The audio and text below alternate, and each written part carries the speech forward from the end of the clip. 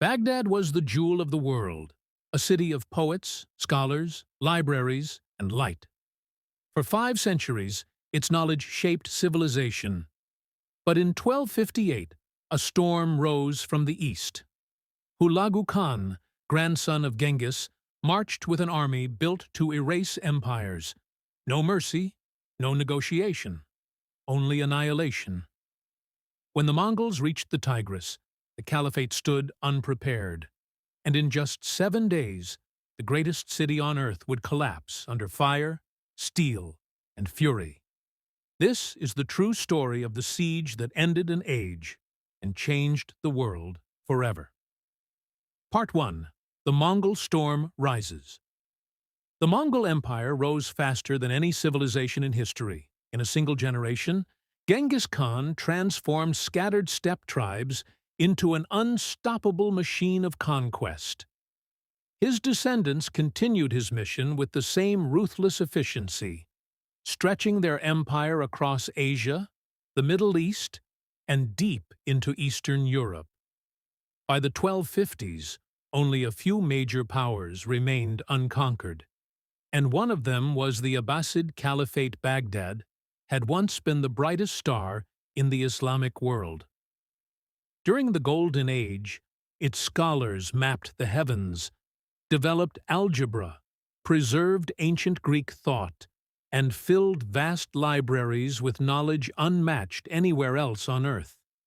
But centuries of political decay had weakened the caliphate. The Caliph al-Mustasim lived in comfort, but lacked vision, surrounded by advisors who feared contradicting him. In Karakorum, the great Khan Munka decided the Abbasids were no longer useful. He ordered his brother, Hulagu Khan, to march west with overwhelming force and bring Baghdad to submission or destroy it. Hulagu gathered the largest Mongol army yet assembled.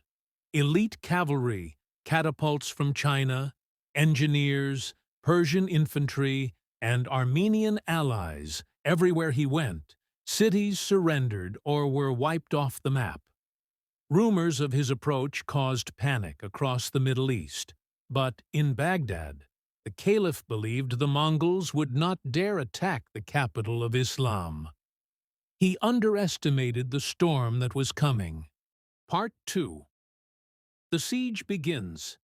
When the Mongol army appeared outside Baghdad in January 1258, the Abbasid caliph still clung to the illusion that diplomacy might save him.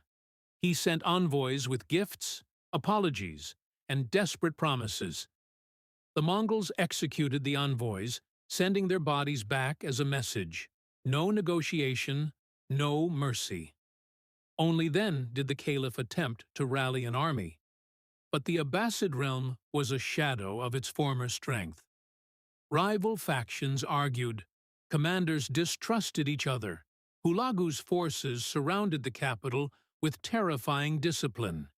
Every bridge, every road, every escape route was sealed.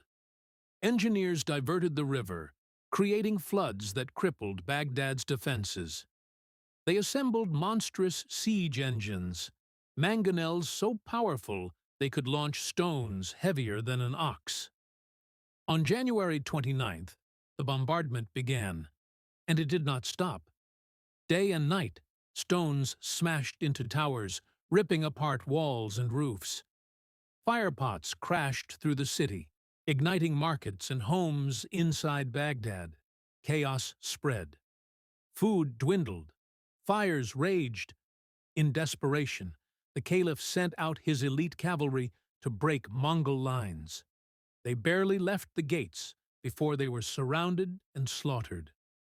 The few survivors returned with shattered morale and news that hope was gone.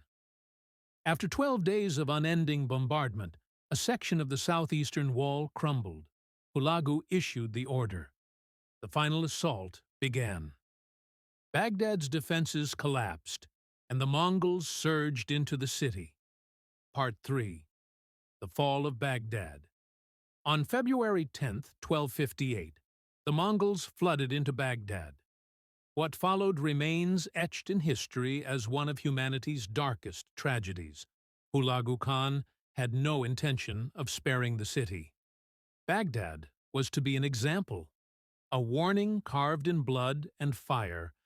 The slaughter began immediately. Mongol soldiers swept through the streets with chilling precision, killing soldiers, civilians, scholars, and merchants alike. Fires leapt from house to house, devouring entire districts. Chroniclers wrote of bodies piled so high that the living struggled to walk through the streets without stepping on the dead. One place suffered a special fate: the House of Wisdom.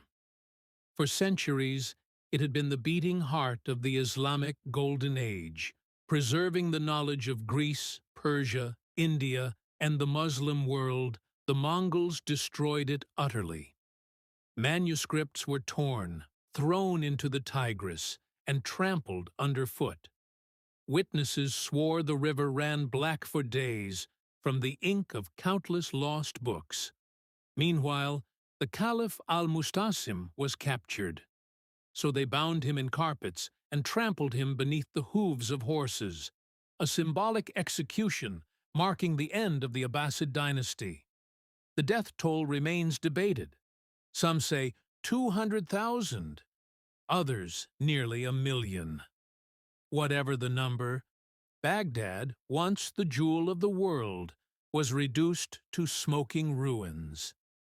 The Islamic Golden Age did not fade slowly. It was extinguished in a single, catastrophic week. Part 4. Aftermath and Legacy. The fall of Baghdad in 1258 sent shockwaves across continents. For centuries, the Abbasid capital had been the intellectual and cultural heart of the Muslim world. To hear that it was gone, not conquered, but annihilated, was unthinkable. Yet the reports were true. The city of scholars, poets, astronomers, physicians, and philosophers had been wiped out almost overnight. With the caliphate destroyed, the Islamic world fractured. Regions that once looked to Baghdad for leadership turned inward, forming local powers. The vacuum allowed one force to rise above the rest: the Mamluk Sultanate of Egypt. Shocked by Baghdad's destruction, the Mamluks vowed never to let the Mongols advance further. In 1260, at Ain Jalut, they met Hulagu's forces and delivered the first decisive Mongol defeat in history. The tide had finally turned. The cultural cost, however, could never be undone. The destruction of the House of Wisdom alone was an immeasurable loss. Priceless manuscripts on mathematics, astronomy, medicine, philosophy, and history, works that had taken centuries to collect and translate, were gone forever. Scholars fled Baghdad, scattering to Cairo, Damascus, and beyond, shifting the intellectual center of the Islamic world away from Iraq. Rebuilding Baghdad would take centuries. Later dynasties restored parts of the city, but the brilliance of the Golden Age never returned in full. The Mongol invasion did not simply sack a city. It severed a civilization's cultural memory.